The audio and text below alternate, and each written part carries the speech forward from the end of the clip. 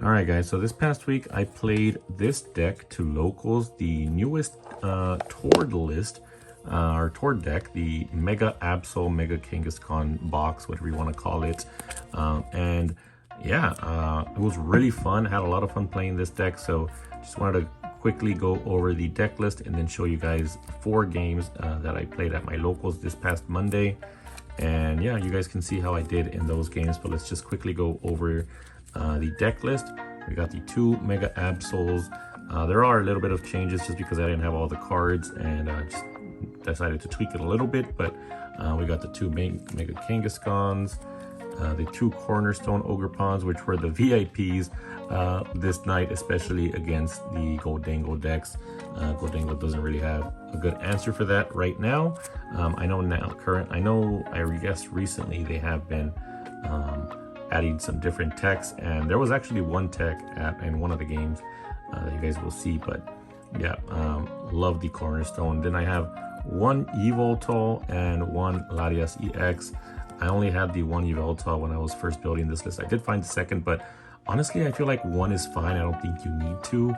So yeah, I'm probably gonna stick with just the 1 Yveltal. And then we got the 3 Monkey Dories. Here, I might actually also cut this down to 2 Monkey Dories. I feel like 2 is fine enough just to sort of add some other things in here. I kind of want to add a glass trumpet for I guess to just accelerate some energy, and another energy switch. Just because I sometimes feel like getting some energy attachment if they knock out my 1 attacker quickly is kind of hard to get to. So I don't know, I'm still thinking about it, but for now I do have the 3 Monkey Dory. Then I got the Petrant, the Ursaluna, and the Pheasantipede. And I still got the Tatsugiri, which I love Tatsugiri. Glad that I can finally play this card, although I will say I don't think I used it in any of my games this night, but I'm sure it's useful in other matchups. But yeah, just wasn't able to get it out in any of these games. Didn't feel like I needed to. Oh, and the side deck, another card that I didn't quite use. But yeah, it's always good to have it in there. Just especially like if you're going to a regional or something, because Dragapult is always going to be a thing. It's always a good deck, so it's always good to just have the side deck to kind of tech against it a little bit. Actually, by the way, I did end up playing a Dragapult because I go Mondays and Tuesdays. I only recorded games on Monday, but on Tuesday I played against a Dragapult, and the side deck actually helped out quite a bit. Yes, they did try to ping all the damage to the side deck to get it knocked out really quickly, but in that game I actually did set up 2 Monkey Dories, and I just moved all the damage out of the side deck and tried to keep it alive as much as I could, and it worked out. So yeah, side deck definitely good against Dragapult. All right, that's it for the Pokemon. Now going into the items, we got the Precious Trolley, VIP item, of course. I've seen some lists playing the Secret Box. I've personally always been a fan of the Trolley. I just like playing the 1 card and getting set up for the rest of the game. Although I will say, it does suck when you prize it, so there is that. But yeah, still playing the Precious Trolley. Probably will continue to play it. Some of my friends have been telling me to try out the other builds, but I like the Trolley. I got 2 Nest Balls, 2 Earthen Vessels, 2 Night Stretchers, 1 Energy Switch. This is the one thing that I probably will add another Energy Switch. I definitely want more mobility of my energies, especially towards the later part of the games. 2 Counter Catchers. Got a lot of gust options in this deck, so we got those 2 Counter Catchers. 3 Pokegears, so that you can search for whatever supporters you want to look for when you play this card. So yeah, really good. I do definitely like the 3 Pokegears. Some of the lists that play the Secret Box cut the Pokegear, which is another reason why, I don't know, I think I like this version with the Pokegears. Got 2 Bravery Charms, 2 Turbo Energizer. The main thing you want to search for when you play Arven, you always want to go for Arven, Precious Trolley, and TM Turbo Energizer, unless you don't have an energy, which has happened, and it does suck when that happens. Another different tech option that I have in here, or just a different card that I decided to add, was the Counter Gain, which I really like because it makes it so that you only need 2 energy to be able to attack with any of your Pokemon if you are behind on prizes. So yeah, I am definitely liking the Counter Gain. Probably going to keep it in. Stadiums. I also only had 1 Lively Stadium, so I only played the one think I definitely need a second stadium, either a lively stadium or one of my friends was saying probably the town store would be good because you want to search out all your tools. So yeah, I can see playing a lively stadium or a town store. Now going into the supporters, the main supporter you always want in your hand starting off is going to be the Arven. Sucks when you don't see it, but you also still have a bunch of other supporters you can play, like either Iono or the very popular recently, the Lily, which is really good. So yeah, but with this version of the deck, at least with the Precious Trolley, always looking for that Arven on your first turn. So we play 4 of those. And we play 3 boss. Remember, I did mention we have a lot of gust options. So in total, we have 1, 2, 3, 4, 5 different gust options, which should be good for the game. And it feels like that's a good amount. 3 Lily's Determinations. I feel like 4 would be good too. Just for those times when you do prize the Precious Trolley, the next best card you want to play is probably a Lily's Determination after you play Arven and notice that you don't have the Precious Trolley and you play a Nest Ball. The following turn, you definitely want to play a Lily's. But yeah, for now, just 3 Lilies, 3 Penny, which feels really good. I love pinning up a Pokemon that has been damaged quite a bit. They think they can get a knockout the next turn, and then you penny it up, just ruins their day, and it's really fun to play. Need to get more of this one. This one's really cheap, so probably gonna get more of these pennies. All right, for Ionos, we only played 2. I also added an Eerie. This was, I forgot, what did I add this for? Probably the missing Yveltal. I was like, okay, let's play another thing. I'll add an Eerie because I like the idea of playing Eerie and then also attacking with Absol and just getting rid of a lot of cards in your opponent's hands. This is more of a control style deck, so the Eerie kind of made sense to me. And it did actually work out in one of my games where I Eeried, got rid of like Rare Candy and some other thing, and then I Absoled and got rid of a Boss's Order or something, or account. Oh yeah, I remember now. I got rid of Rare Candy, Counter Catcher, and then I Absoled, got rid of a Boss's Order. So that was a really good turn where I just got rid of a lot of resources. So I like the Eerie, but I can see cutting this for like either a 3rd Iono or the 4th Lily. But for now, I like it. I like the Lily. And then that's pretty much it. The rest of this is just energy. So we play the 6 Dark, the 1 Fighting, and the 2 Mist. But I will say, prizing the Dark does suck in those games where you really want to just be attacking with the Ogre Punch. So one thing that I've already made online, and I'm definitely going to make a change to this deck, is one of these Darks. I'm going to make it a, what's it called? The Prism Energy. Prism Energy. Because yeah, we're all playing basics here, so the Prism Energy makes sense. And yeah, that's the list that I played. So now let's go into the gameplay. All right, starting off round number 1, going up against the BDIF Gardevoir EX, going up against my good friend Rick here as well. Starting off, I think I top decked that trolley if I remember correctly. Otherwise, I had nothing going on in my hand. I was actually kind of worried, but I did thankfully top deck the trolley. I haven't really played this matchup much. I haven't even really played this deck much at all, but I decided to go with the double Absol just because I feel like Dark probably good against Gardevoir. So I started loading up the first Absol and noticed that I didn't bench the Latias EX. I actually did prize my Latias, which is what I was honestly a little bit worried about. That's why I left the Yveltal in the active just because it does have free retreat. So I was really hoping he wouldn't activate that Iron Bundle, and I don't think he did actually, if I remember correctly. So he retreats into the route and then he saves the Iron Bundle. He doesn't really use it yet. Maybe he was waiting until I get my Absol in the active. I'm not really sure, because then I would have just promoted Yveltal.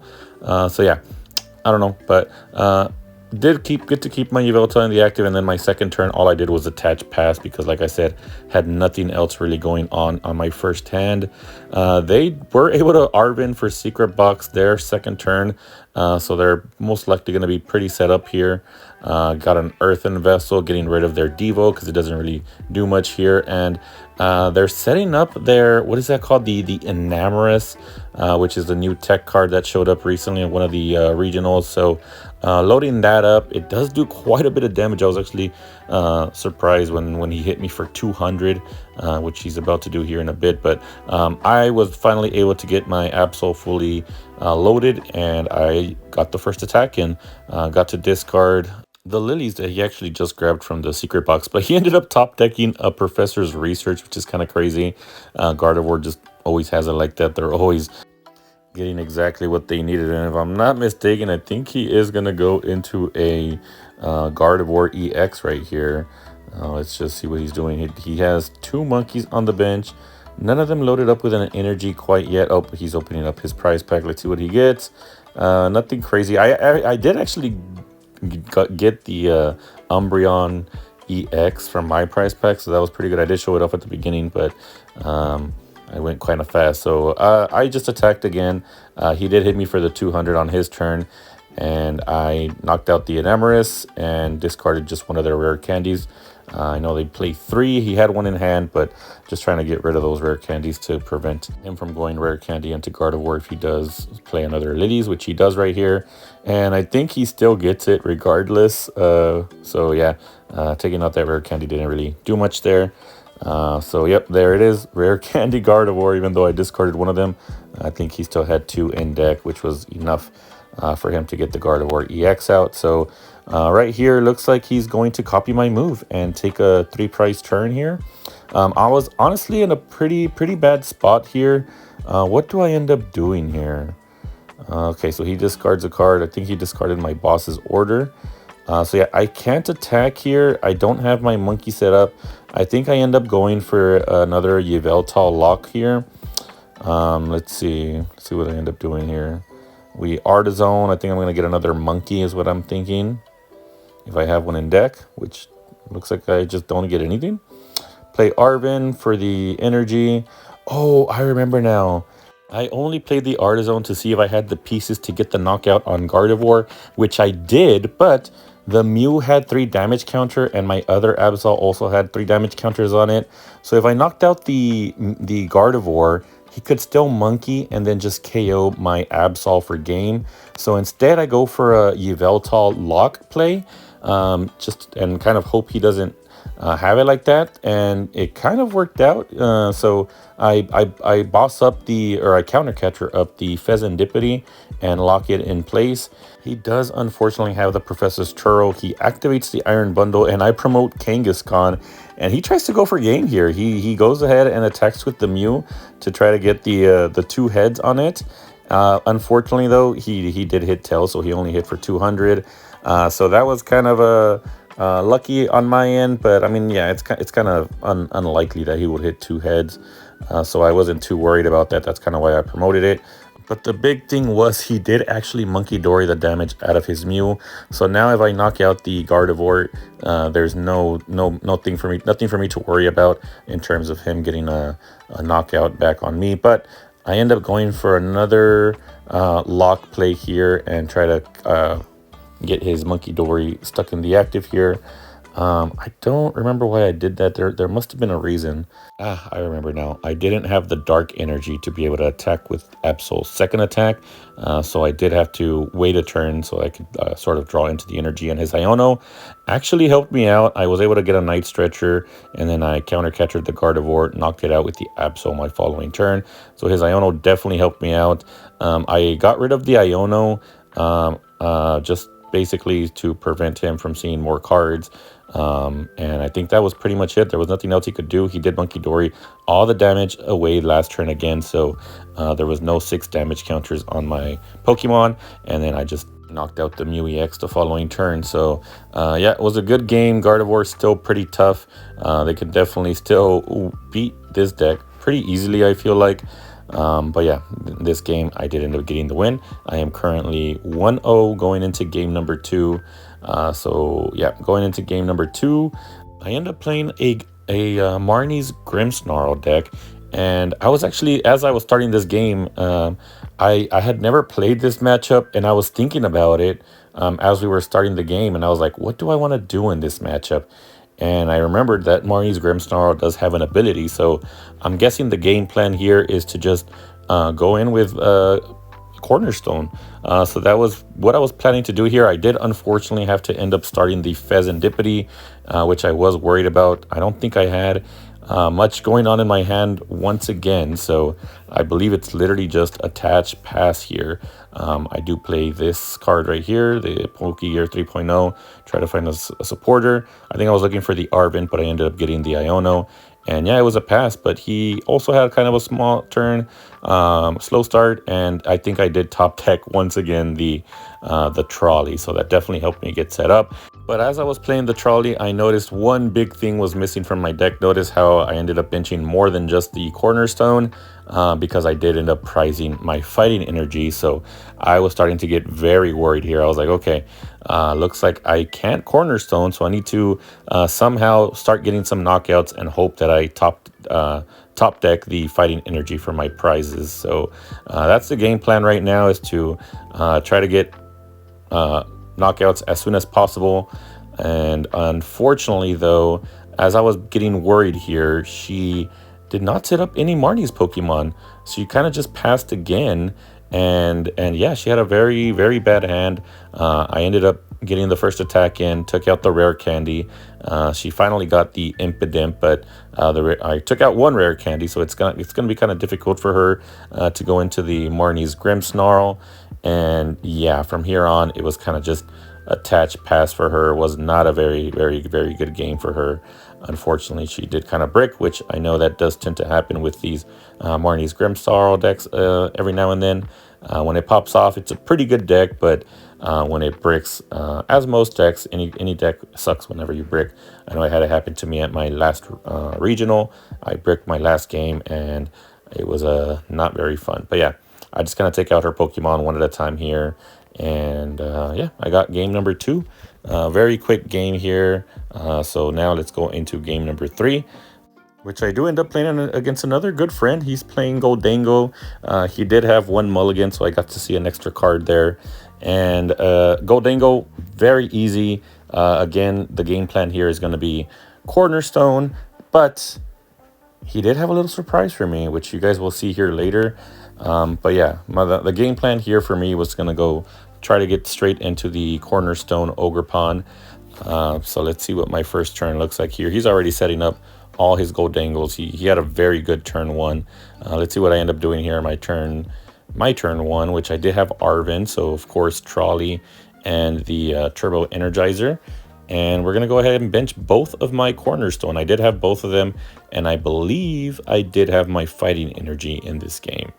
So I just attach Darkness Energy and start loading up my first Cornerstone Ogerpon. And as you guys can see there, I did in fact have my fighting energy. So should be set up to start attacking my following turn. I don't remember if I had an energy in hand or not, but yeah, should be, from what I remember, I should start attacking the following turn. But he sets up his Lunatone, and I actually think he does get the knockout on this Mega Absol. If he doesn't, then he just damages it, and then I end up pinning it away. So let's see what he ends up doing here. Getting all his fighting energy. This new version of Goldengo does seem like a lot of fun. I've been wanting to play this particular version of the deck that Chance is playing with. I'll just say it right now. He does play the 1/1 Lucario, Mega Lucario. So yeah, he did get the knockout on the Mega Absol, but as long as he doesn't set up the Lucario, I should be fine here with just my Cornerstones. And that's kind of what I'm trying to do here. I get another Turbo Energizer, and instead of attacking, I'm just going to go ahead and start loading up my second Cornerstone, just so that he's ready to start attacking once the first one goes down, if it does go down. But he plays it pretty well, to be honest. While he's setting up his Lucario, he ends up bossing up the other Ogerpon just to try to I guess, get rid of some of my energy attachments. So that was pretty good play there. But I do believe earlier on in the game, I did Arven for the energy switch. So I did have that in hand already. So that was ready for me to start moving my energies around. One thing I don't like about this deck, oh, I also had the boss on the Riolu, so I definitely didn't want him to set up the Lucario. He played the Night Stretcher. I honestly was not sure how many Night Stretchers or Recovery the Goldengo deck plays this version of it, because I haven't really seen any deck lists, but I ended up having like the perfect hand for this. I had Counter Catcher and Boss in hand. So the first turn I played the Counter Catcher, and then this next turn I play the Boss. And yeah, that kind of ruins his game plan here.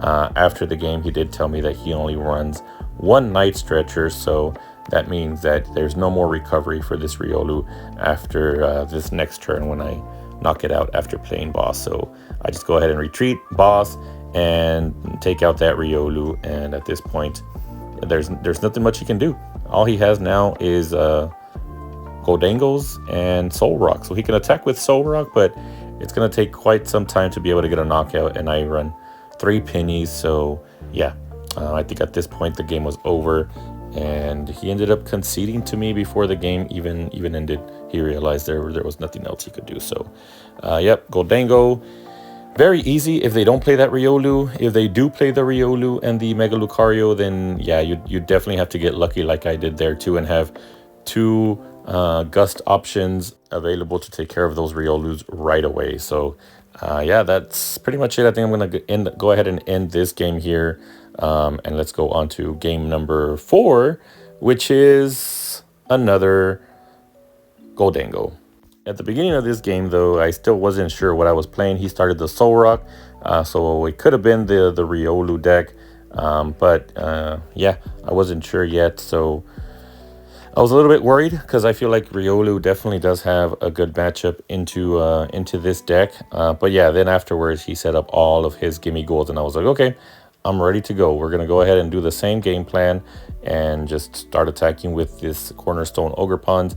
I don't believe I prized anything detrimental. I had my Cornerstone, I had my Fighting Energy.